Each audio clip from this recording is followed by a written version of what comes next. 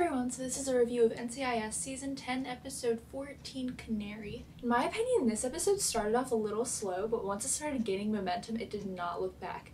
So with that, let's dive into Canary. Now we start off with the undercover scene we had gotten in a sneak peek, and besides seeing a little bit more of Painter McGee, it wasn't very different. I'm still not sure of what Ziva was undercover as, because she seemed a little classy to be a hooker, but a little trashy to be a socialite. I don't really know what she was supposed to be, but whatever it was, it worked. Tony wants this big welcome back, and he doesn't really get it. And the one person who does get some kind of applause is Ziva. Just how Gibbs keeps getting all these awards, and then Tony gets none. Tony, the one person who really wants the limelight, never gets it. Tony DiNozzo, always the bridesmaid, never the bride. And then we meet Kevin, who is a terrific character from the very beginning. He says hi to Ziva, and Ziva's like, hey, Kevin. And then Kevin starts talking to Ziva, and Tony's like, oh, the man who isn't me is talking to Ziva. I guess this is my cue. And then they get so close to the point where I think it could be considered red light behavior, but neither of them seem to notice.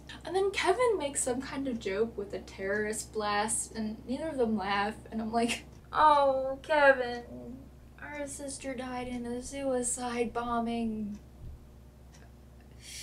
Then they bring Ajay Khan, the cyber terrorist, into an interrogation room with Gibbs. And then Gibbs turns into this genius dinosaur where he makes Ajay think they're stupid when really they're just brilliant. Then we kind of get a little bit of a steamy scene between McGee and Abby, and we find out Ajay Khan is a fellow Beaver.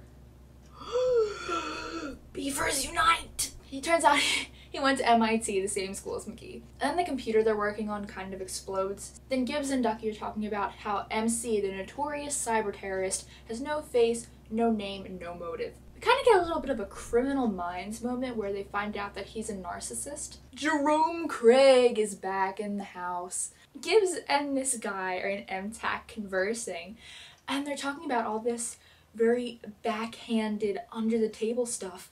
And Jerome Craig's like, this is wildly unorthodox. What is going on? They did not teach me this wherever I was in NCIS for the past 10 years.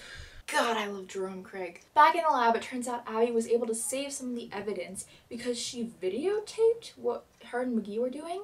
Is this a normal thing? Is this what happens often?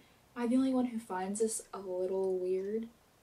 I don't judge. Then Abby mentions her and McGee's couple name by saying, from the ashes, McAbby will rise. Tony actually said Tiva in Season 9, Episode 14, exactly one season ago from Canary. I feel like couples mentioning their couple names is slowly becoming one of those cliches I'm gonna end up hating, but for now, I love it. And then Tony and Ziva go to a warehouse and have this whole discussion on willies. Wet willies, creepy willies, free willies. Then they find this guy who's on the ground covered in some disease something, and they're like, oh, call the hazmat team.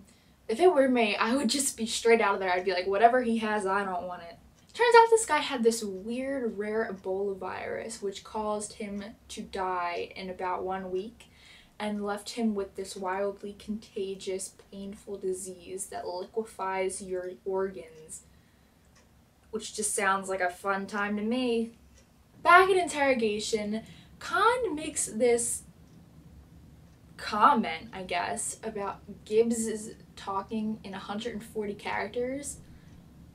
Ooh, burn. Really? I love how when Gibbs is like in this character where he interrogates people, Tony's his son and McGee's the person who owes him 20 bucks. Then we get to see Tony and Ziva bringing Khan to Guantanamo Bay, and Ziva brings Tony gummy bears and malt balls just like he brought her gum and magazines, and oh, I don't understand these two. How are they not a thing yet? And then Tony says, you're a lifesaver, and Ziva says, you didn't ask for those. I just want my Tiva babies. And then Jerome comes down and Gibbs escorts him to the elevator to talk. Jerome thinks they're going back up to the office, but then Gibbs stops the elevator and poor Jerome has no idea what's going on. You know how everyone jokes about that one character in the musical who just doesn't know the lyrics and never learned the choreography and has absolutely no idea what's going on? That character is Jerome Craig. Everyone's just gotten so used to and is so accepting of Gibbs's methodized madness that this poor unsuspecting guy walks in and just is completely clueless. The way Gibbs runs everything is just so wildly unorthodox that he has no idea how to handle it. It's basically just walking in and being told this is Gibbs's world and you're just living in it. So they have this talk and then Craig's just really unsure of what to do. Then we go back to the plane and Ajay Khan is just spilling his guts into a paper bag.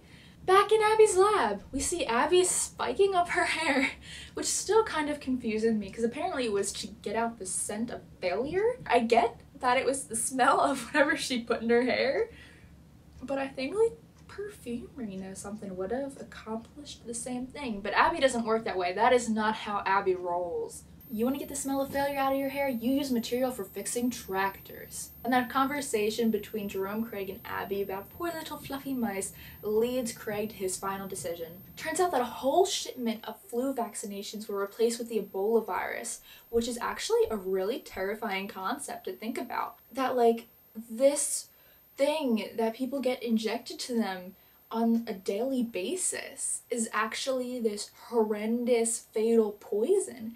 And it's terrifying. And then this mysterious needle fluid that gets injected to Ajay Khan turns out to be things to make him sleep. I love Ajay's reaction when he wakes up. His reaction is my favorite. I just go back and watch it multiple times every time I watch the episode. He's so wildly appalled by the fact that they actually followed through on what they said they were going to do. Kills me. And then Ziva talks about explicits, which I mentioned in the spoiler video, so when I saw that, it just made me really excited.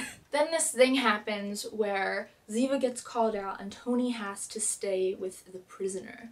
And it leads them to this conversation about how there's always another monster. I love that they threw this scene in there because it just has two men who both think that the other one's the bad guy. And it just shows two very different perspectives on the same situation. We also find out that Ajay Khan is hipster by day, terrorist by night. And then during this conversation, the whole prison goes nuts, doors start unlocking, everything goes wild. People start popping out of their cells, there's people getting shot all over. Go back to McGee and Gibbs, we see them trying to find the Ebola samples. And they pull over this poor guy who has absolutely no idea what's going on. And then they find the samples in the back of the trucks, and they save the day. Go team! Ziva has to rescue Tony, who's been shot in the leg. Ziva has to barricade the door to make sure the other prisoners go in. Ajay Khan's having a fit where he's like, no, don't sacrifice me. No sacrificing the hipster. So he finally gives in and confesses to McGee MC's IP address. And then Denozo goes, it's hammer time. I think they purposely named him MC just to fit in all these MC Hammer jokes, which were pretty cheesy, but at the same time, fantastic, actually. And then we find out it was all a lie. It was all a show put on by NCIS to make this guy confess. So basically, just take everything I said in like the last 2 minutes and add this. Everywhere. After everything. However, there is this look that Tony gives Ziva and Ziva gives Tony after they talk about their last moments that makes me question something a little bit, because it was a really in-depth look. It was such a deep, showing little connection they had there, and it makes me think, you know, what if that really was their final moments? What would they have done? And it just makes you wonder about their relationship a little bit more. Especially with Hereafter coming up. So then Ajay Khan gets arrested, and we get this bittersweet scene between Jerome, Craig, and Gibbs. Basically, it's Craig saying that even though he made the correct decision now, he knows he's not ready for the job yet, which leads us into Vance's return in Hereafter. Then that's really where the episode ends. I really love Canary. I think that for me, that it was one of those episodes where I just had to keep watching because the first time I didn't really understand the significance of what they were doing, and I was just kind of confused. But then the more I watched it, the more I enjoyed it. So I definitely loved Canary, and I can't wait to talk to you guys about Hereafter because there's some mega spoilers that I have to discuss with you all. So I will see you next time.